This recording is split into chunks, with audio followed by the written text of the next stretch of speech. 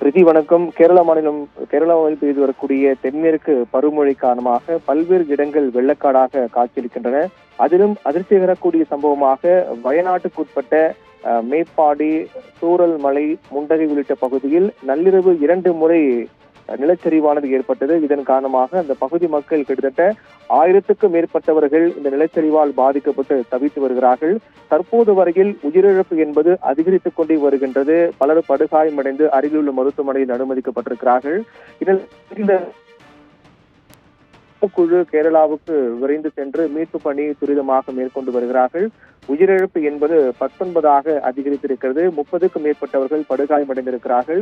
இன்னும் 1000 பேர் சிக்கியிருப்பதாக தகவல் வெளியாக இருக்கிறது. அவர்களை மீட்பதற்காக மீட்பு குழு அங்கு விரைந்திருக்கிறார்கள். இதில் குறிப்பாக குறிப்பிடத்தக்க விஷயம் என்னவென்றால், மீட்பு பணியில் தொய்வு ஏற்பட்டிருப்பதாக கூறப்பட்டிருக்கிறது. ஏனென்றால் தற்போது வரையில் மீட்பு பணிக்காக ஏற்கனவே NDRF குழு அங்கு விரைந்திருந்தார்கள். அதே போன்று கண்ணூர் பாதுகாப்பு படையினுடைய 2 குழுக்கள் அங்கு விரைந்திருந்தார்கள். மேலும் சூலூர் விமானப்படை தளத்தில் இருந்து 2 ஹெலிகாப்டர்கள் விரைந்து சென்று மீட்பு பணியை மேற்கொண்டார்கள். அதன் தொடர்ச்சியாக தற்போது மீட்பு பணி இன்னும் வேகப்படுத்துவதற்காக 225 ராணுவ வீரர்கள் அங்கு களமிறக்கப்பட்டிருக்கிறார்கள். அதோடு 122 காலாட்படை பட்டாலியன் குழுவும் களமிறக்கப்பட்டிருக்கிறது. இப்படியாக மீட்பு பணி என்பது துரிதமாக நடைபெற்று வருகின்றது. மீட்பு பணியில் தொய்வு ஏற்பட காரணம் என்பது அங்கு இருக்கக்கூடிய அங்கு காணப்படக்கூடிய அசாதாரண சூழல் தான். என்றால் தற்போது வான்வழியாக ஹெலிகாப்டர் வழியாக அங்கு சென்றாலும் கூட ஹெலிகாப்டர் தர இறங்குவதில் சிக்கல் ஏற்பட்டிருக்கிறது. காணும் இடமெல்லாம் வெள்ளக்காடாக காட்சியளிக்கின்றன. அனைத்து இடங்களும் மண் சரிவு ஏற்பட்டு அனைத்து வீடுகளும் மண் குவியல்களாக மாறி இருக்கின்றன. எங்கு பார்த்தாலும் வெள்ளக்காடாக இருக்கக்கூடிய காரணத்தால் சாலைகள் துண்டிக்கப்பட்டிருக்கிறது. அனைத்து பகுதியிலும் சாலைகள், மரங்கள் முறிந்து விழுந்து போக்குவரத்தானது முற்றிலுமாக துண்டிக்கப்பட்டிருக்கிறது. எங்கு பார்த்தாலும் வெள்ளக்காடாக காட்சியளிக்கக்கூடிய காரணத்தால் வான்வழியாக ஹெலிகாப்டர் மூலமாக சென்றாலும் கூட தர இறங்குவதில் அங்கு சிக்கல் ஏற்பட்டிருக்கிறது. குறிப்பாக இந்த அதிகப்படியான இந்த சிக்கல் என்பது முண்டகையில் தான் ஏற்பட்டிருக்கிறது. அங்குதான் ஹெலிகாப்டர் வழியாக மீட்பு பணி மேற்கொள்ள ராணுவர்கள் புறப்பட்டு சென்றாலும் கூட அங்கு தர இறங்குவதில் சிக்கல் ஏற்பட்டிருக்கூடிய காரணத்தால் மீட்பு பணியில் சற்று தொய்வு ஏற்பட்டிருப்பதாக தெரிவிக்கப்பட்டிருக்கிறது.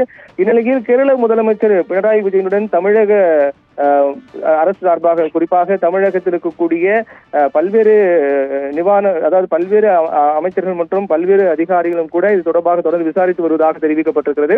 அண்டை மாநிலமாக இருக்கக்கூடிய கேரளாவில் ஏற்பட்ட இந்த நிகழ்வு தொடர்பாக அதற்கு தமிழகமாக இருக்கட்டும், கர்நாடகா உள்ளிட்ட அண்டை மாநிலங்களும் தொடர்ந்து இந்த விவகாரத்தை உன்னிப்பாக கண்காணித்து வருவதாக கூறப்பட்டிருக்கிறது.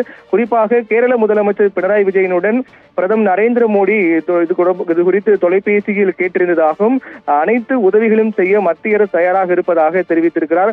அதோடு இந்த நிலச்சரிவால் உயிரிழந்தவர்களுக்கு நிவாரணத் தொகையும் அறிவிக்கப்பட்டிருக்கிறது. காயமடைந்தவர்கள் நிவாரணத் தொகையும் அறிவிக்கப்பட்டிருக்கிறது. காயமடைந்த உடனடியாக பல்வேறு மருத்துவமனையில் அனுமதிக்கப்பட்டு தொடர்ந்து சிகிச்சையானது அளிக்கப்பட்டு வருகிறது. குறிப்பாக வைத்திரி, கல்பட்டா, மேப்பாடி உள்ளிட்ட பல்வேறு பகுதியிலும் மருத்துவமனைகள் தயார் நிலையில் வைக்கப்பட்டு காயமடைந்தவர்கள் மீட்கப்பட்டு அங்கு இருக்கக்கூடிய மருத்துவமனையில் அனுமதிக்கப்பட்டு தொடர்ந்து அவர்களுக்கு சிகிச்சையானது அளிக்கப்பட்டு வருகிறது. இந்த நிலச்சரிவால் ஏற்பட்ட உயிரிழப்பு என்பது இன்னும் அதிகரிக்க வாய்ப்பு இருப்பதாக கூறப்படுகிறது. என்றால் எங்கு பார்த்தாலும் மண் குவியல்களாக காட்சியளிக்கின்றன. இதிலும் குறிப்பாக ஏற்கனவே நிவாரண முகாமில் தங்க வைக்கப்பட்டவர்களும் அந்த முகாமும் வெள்ளத்தில் அடித்து செல்லப்பட்டவர்களுடைய காரணத்தால் உயிரிழப்பு என்பது இன்னும் அதிகரிக்கும் என்று அஞ்சப்படுகிறது. ஒட்டுமொத்தமாக இந்திய ராணுவத்தினர் அங்கு குவிக்கப்பட்டு மீட்பு பணி மேற்கொண்டு வருகிறார்கள். ஹெலிகாப்டர் தரையிறங்குவதில் சிக்கல் ஏற்பட்டிருக்கக்கூடிய காரணத்தால் மீட்பு பணியில் சற்று தொய்வு ஏற்பட்டிருப்பதாக கூறப்படுகிறது. இருந்தாலும் கூட இந்த அசாதாரண சூழலில் பொருட்படுத்தாமல் மீட்பு பணி என்பது மிக தீவிரமாக மேற்கொண்டு உடனடியாக அங்கு கிட்டத்தட்ட 1000க்கும் மேற்பட்ட மக்கள் தவித்து வருகிறார்கள். அவர்கள் மீட்பதற்கான பணி என்பது மிக தீவிரமாக நடைபெற்று வருகிறது.